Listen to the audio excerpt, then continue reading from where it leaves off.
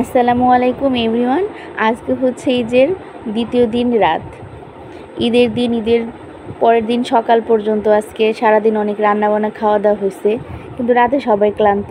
তার জন্য সবাই পরিকল্পনা করে আমরা হচ্ছে টাঙ্গাইলের আড্ডা রেস্টুরেন্টে যাচ্ছি রাতে খাওয়ার জন্য। পরিকল্পনা হয়েছে রাত 9টার সময়, আর এখন আমাদের যেতে যেতে প্রায় 9:30 10টা বেজে গেছে। এই যে আমরা এখন আড্ডাতে যাচ্ছি, বাচ্চা কাচ্চা পোলাপান সবাই মিলে। আসলে সবাই মিলে এক জায়গায় ঘোরার, সবাই মিলে এক জায়গায় কোনো জায়গায় যে রেস্টুরেন্টে যে খাওয়ার অন্যরকম একটা আনন্দ, সেটা আসলে হয়ে ওঠে না, কারণ সবাই একসঙ্গে হওয়াটা একটু ডিফিকাল্ট। আমরা আর কি আড্ডাতে গেলাম, দোতলা, নিচতলা, তিনতলাতে আর কি রেস্টুরেন্ট আছে। আমরা আর কি দোতলায় যাচ্ছি। বাচ্চারা খুব বেশি এক্সাইটেড, আমি নিজেও এক্সাইটেড ছিলাম। এই সিঁড়ির মধ্যে এরকম লাল নীল লাইটিং করা ছিল, তাই একটু দেখার জন্য চেষ্টা করছিলাম। এই যে আমরা যাই, বেশি লোকজন ছিল না, রাত বাজে তখন 10টা। দেখেন 2-1 কাপল দেখা যাচ্ছে, বেশি লোক নেই বলেই চলে। পুরা রেস্টুরেন্টটা মনে হচ্ছিল যে আমাদের দখলে চলে আসছে। আসলে অতিরিক্ত কেউ ছিল না সেরকম। আমরা যখন যাই তখন আর রেস্টুরেন্টের খাবার ছিল না, এর জন্য আমাদের জন্য নতুন করে অর্ডার নিয়ে নতুন করে খাবার বানানো হচ্ছিল। এর জন্য দেখা যাচ্ছে আমরা সবাই মিলে অনেক ওয়েট করতেছিলাম খাবারের জন্য, অপেক্ষা করছিলাম কখন খাবার আসবে। সবাই মিলে অপেক্ষা করতেছিলাম। আমরা একদম ভিতরে একটা কেবিনে যেয়ে বসছি, কারণ আমরা আসলে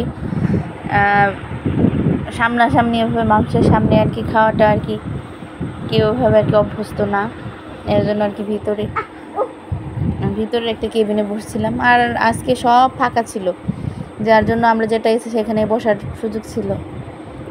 সিঁড়িটা খুব সুন্দর ছিল, উপরে ওঠা লাইটিংটা লাল নীল লাইটিং ছিল। বাচ্চাদের কাছে খুব ভালো লাগছে বিষয়টা, আমার ছেলেও দেখতেছিল।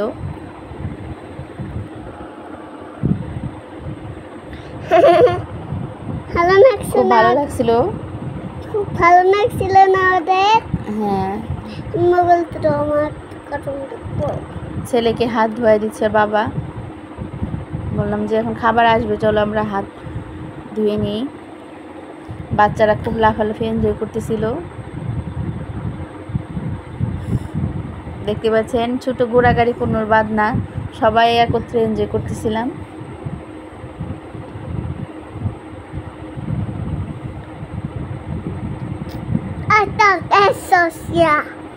এখন অনেকক্ষণ অপেক্ষা করতে করতে লাস্টে আমাদের খাবার চলে আসলো।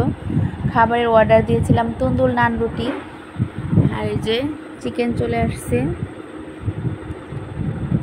চিকেন লেগ পিস দিয়েছে। এখন আমি চিকেন দিয়ে আর কি তন্দুর রুটি খাওয়া হবে, সঙ্গে সস ছিল।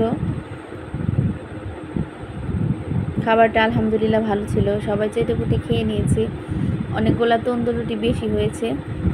আমার আম্মা বললো এগুলো আমরা নিয়ে নিই, যেহেতু আব্বার জন্য পার্সেল করা হয়েছিল, আব্বা যায়নি। চলে আসতেছি, বাচ্চারা আসতে যাচ্ছে না, এত ভালো লাগতেছে, বলতেছে যে আরও কিছুক্ষণ থাকি। যাওয়ার সময় যে এখানে একটা হর্স ছিল, আমার ছেলে এটার উপরে উঠে বসে পড়ছে। যাওয়ার জন্য তারা দিতেছিল আমাদের বাবা ওই যে বাইরে চলে গেছে, কিন্তু বাচ্চাদেরকে নিয়ে আসতে পারতেছিলাম না। বাচ্চাদেরকে আনার জন্য আমি আবার বাচ্চাদেরকে আনার জন্য যাই,